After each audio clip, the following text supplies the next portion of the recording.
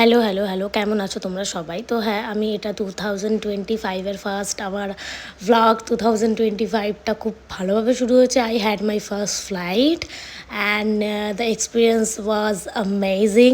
দেখো, আগে ফার্স্টে আমি এয়ারপোর্টে কাজ করতাম।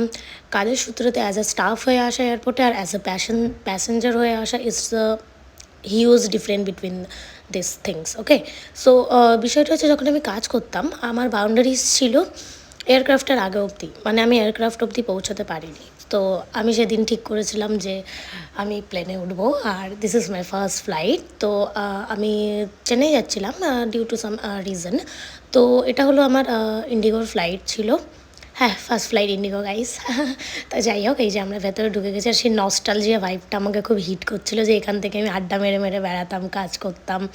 অ্যান্ড খুব ভালো লাগছিলো যে এতদিন হয়তো কাজ করে এসেছি, এখন অ্যাজ এ প্যাসেঞ্জার আমি যাচ্ছি। আর ফার্স্ট ফ্লাইং এক্সপিরিয়েন্সটা খুব ভালোই ছিল। অনেকের মুখে শুনেছি যে খুব নাকি ভয় লাগে, খুব নাকি ইয়ে লাগে, বাট বিলিভ মি, মানে আমার একটু ভয় লাগছিল, মানে যখন একটু টার্বুলেন্স হচ্ছিল তখন। দেন যখন ফ্লাইটটা ঘুরছিল, মানে স্কাইয়ের মধ্যে ইউ ক্যান ফিল দ্যাট ফ্লাইটটা ঘুরছে ফ্লাইটটা।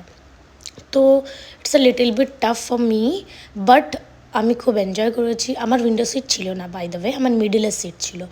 বাট আমার পাশে যিনি ছিল, একজন বয়স্ক আঙ্কেল ছিল, and she is a Tamilian maybe.